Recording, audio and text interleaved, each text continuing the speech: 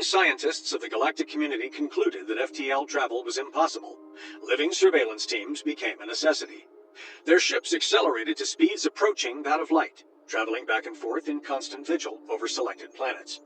Captain Zill's vessel was the first assigned a cyclical route that included Earth, and he was very vocal in sharing his thoughts about the natives with his crewmate. "Those primates, those humans," Zill said, his voice serious enough to convey the weight of inevitable tragedy. "They have perhaps 6 months left to live. There are so few of them. I say they all will perish in the next cold season."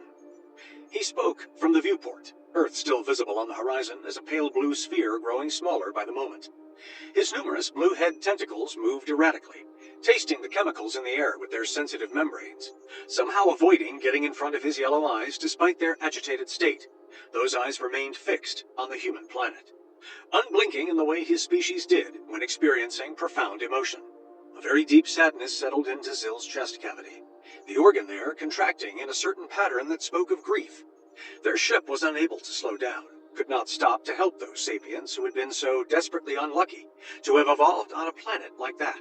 The laws of physics were cruel. Their vessel had taken decades to accelerate to its current velocity, approaching the speed of light itself. To decelerate would require just as long, and by then, those humans would be long gone, frozen corpses on a world entering a very cold season. The mathematics were inescapable. The humans had perhaps 6 of their months, maybe a full rotation around their star if they were exceptionally fortunate. But Zill had reviewed the data 3 times. The megafauna were too large, too numerous. The humans were too few, too fragile. Their stone-tipped spears were insufficient against creatures that massed 10 times what a human did. And the cold was coming. The following years would be colder, as certain as death itself. Behind him, Zill heard a sound that made his own tentacles freeze momentarily. Sobbing. The particular pitch and tone that Izila made when she was trying to contain her grief, but failing. "This is so sad," Izila said, her voice breaking on the last word. "The first time we wake from cryo sleep and we're already facing this hypothetical situation. I hoped we'd have more time before witnessing an extinction." Zill turned from the viewport and the sight of his crewmate struck him with fresh sorrow. Izila's tentacles hung limp and quiet, none of their usual animated movement.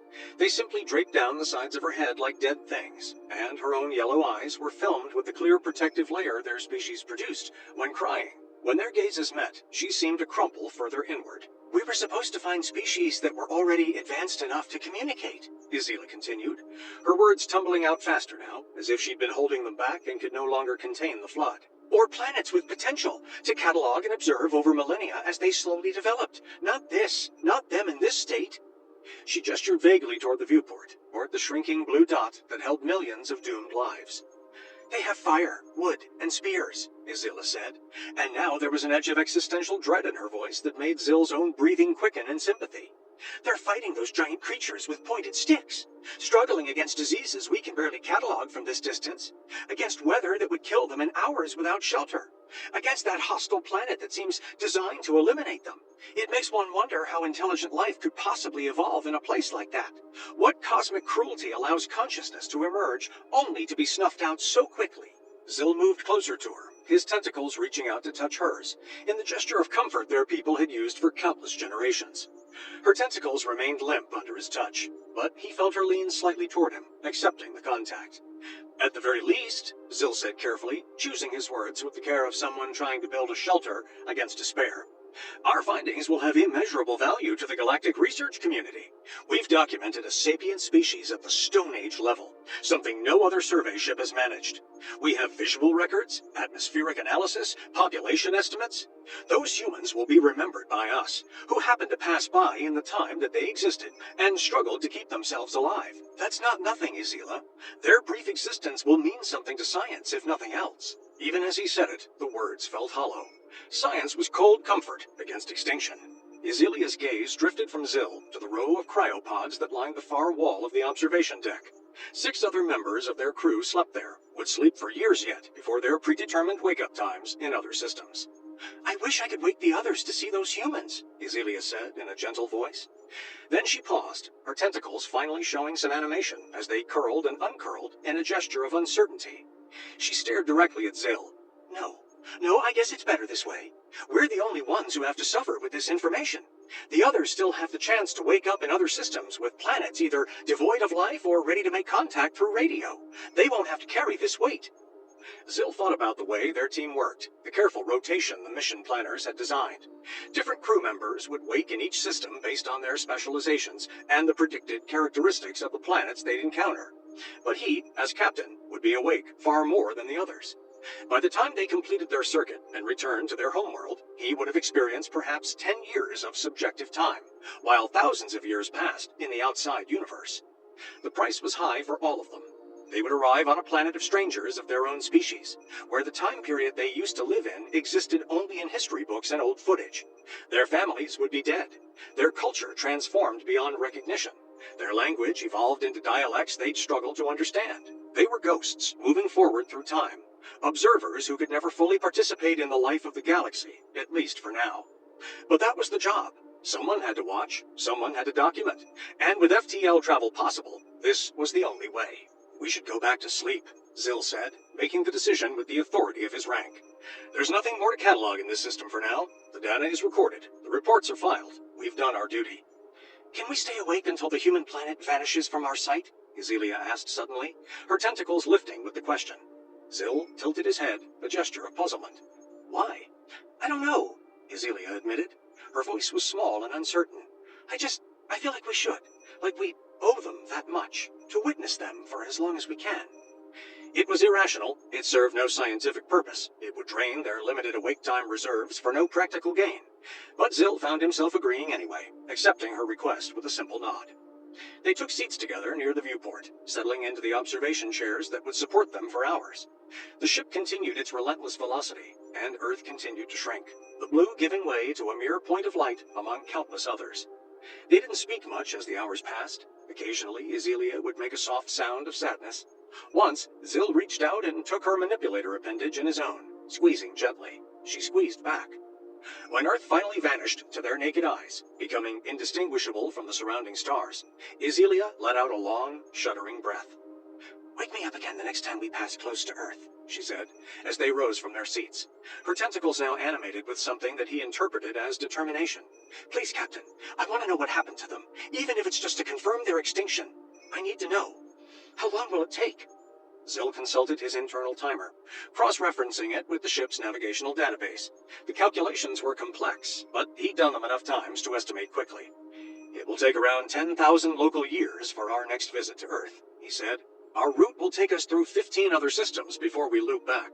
At our velocity, and with the pods, we'll experience about 6 months subjective time, but Earth will age 10 millennia.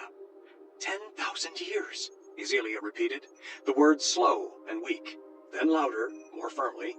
Wake me up again at that time, regardless of what you find. Promise me, Zil. He should have refused. It was against the rules to guarantee wake-up assignments so far in advance. But looking at Izilia's face, at the desperate hope mixed with dread in her expression, Zil found himself making a promise he had no authority to make. I promise, he said. I'll wake you up. We'll see what became of the humans together. Izila seemed genuinely happy at his promise, her tentacles performing a little dance of gratitude and relief. Together, they walked to their cryopods, the familiar routine of preparing for long sleep settling over them like a comfortable blanket. As the pods closed around him and the chemical fog began to fill the chamber, Zil's last conscious thought was a small, irrational hope that, somehow, impossibly, those humans might surprise them all. Then the darkness took him, and 10,000 years began to pass. Zil woke up. The transition was instantaneous, as it always was. One moment, nothing. The next, full consciousness, his mind immediately alert, his sensory organs drinking in information. Something in his memory kicked in immediately. A flag the AI must have set. The display above his pod showed the current system, and Zil's heart skipped a beat as he recognized it. The blue planet, third from its star. The moon that was bigger than any moon had the right to be, probably the result of some ancient catastrophic collision that had nearly destroyed the planet before life had even begun there. Earth. Memory flooded his mind with vivid clarity despite the 10,000 years that had passed for the universe outside his pod. He remembered the humans, the desperate, doomed humans with their spears and their fires and their impossible struggle against a world that wanted them dead. He remembered Izilia's tears. He remembered his promise. His breathing came faster, the excitement and dread mixing in his chest like colliding chemical reactions. Zil left his pod quickly, his limbs remembering the movements even after subjective months of disuse. He moved to the control panel and quickly overrode the autonomous system that would wake someone at random according to the predetermined schedule. Using one of his few special permission tokens, the kind captains were given for emergencies or extraordinary circumstances, he specified Izilia's pod. The ship acknowledged the command through the main screen. Across the chamber, Izilia's cryopod began its wake-up sequence. Zil walked up to her pod, watching through the transparent upper section as the process completed. She was already awake, her eyes open, her tentacles moving in the confused pattern of someone reading unexpected information on their pod's internal display. The pod opened with a long hiss, and he felt the cold from inside. "Don't tell me we're back at—" Izila began, her voice rough from disuse, but gaining strength with each word. "Earth," Zil finished for her, unable to keep the emotion from his own voice. "I made sure we would be together to investigate what happened to those unfortunate sapiens. I promised you." Izila paused for just a moment, her tentacles going still as she processed this. Then, with sudden energy that surprised Zil, she practically leaped from her pod, her limbs steady despite the long sleep. She was already moving toward the observation station before Zil could say another word, her body language radiating excitement, as if she had become a child again. The ship, anticipating their needs, was already preparing all sensors for optimal data collection when they would be the closest to the planet. Earth was still distant, but approaching rapidly at their tremendous velocity. Zil stared at Izila for a moment, studying her. He noticed the subtle movement of her tentacles, the way their tips were a little more agitated than mere curiosity would explain. There was hope there, dangerous, fragile hope. "Are you hoping those humans have survived?" Zil asked carefully, moving to stand beside her at the observation station. "Izila, you must be careful. Misplaced hope is the recipe for a broken heart and frustration. The odds were so very much against them." "I just wonder what they might be like now," Izila said, her manipulator appendages already reaching for the controls, bringing up preliminary scans. "Just imagine if they had survived.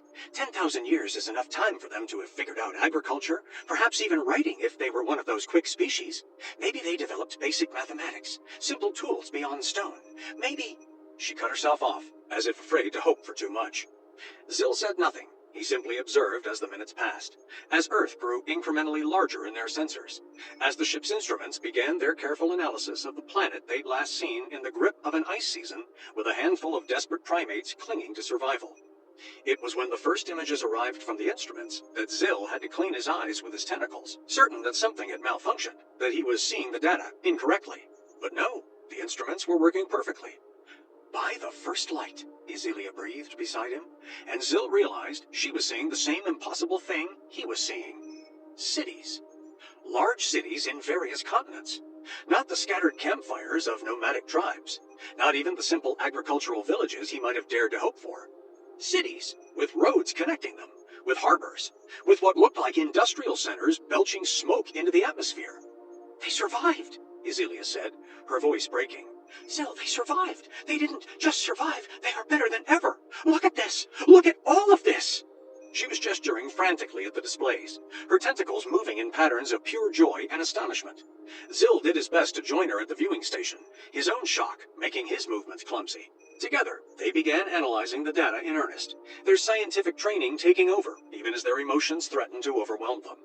"Run spectral analysis on the atmospheric composition," Zil commanded the ship's AI, his voice steady despite the trembling in his tentacles. "I want to know what they're burning, what their industrial processes are producing." The data began flowing across their displays, and with each new piece of information, the picture of human progress became clearer and more astounding. "Coal," Izila said, reading the chemical signatures. "Massive coal burning. That's their primary energy source. And look at the distribution patterns. It's not centralized. They have hundreds, maybe thousands of individual combustion sites across multiple continents. This is widespread industrialization, Zil. Coordinated development across vast distances." Zil pulled up the visual spectrum data, enhancing the resolution on one of the larger population centers. The image that resolved on his screen made him pause, made him really look at what the humans had accomplished. "That's a harbor," he said slowly, magnifying the image further. "But look at the vessels. Those aren't wooden sailing ships, Izila. Look at the hull composition signatures. Metal, iron, possibly steel. And those superstructures, those are smokestacks. They're already using steam propulsion." Izila moved beside him, her eyes widening as she saw what he was seeing. Show me another harbor. Let's see if this is isolated or widespread. Zill's manipulator appendages quickly moved across the controls, pulling up harbor after harbor across the planet. Britain, France, the Americas, Asia, each one showed the same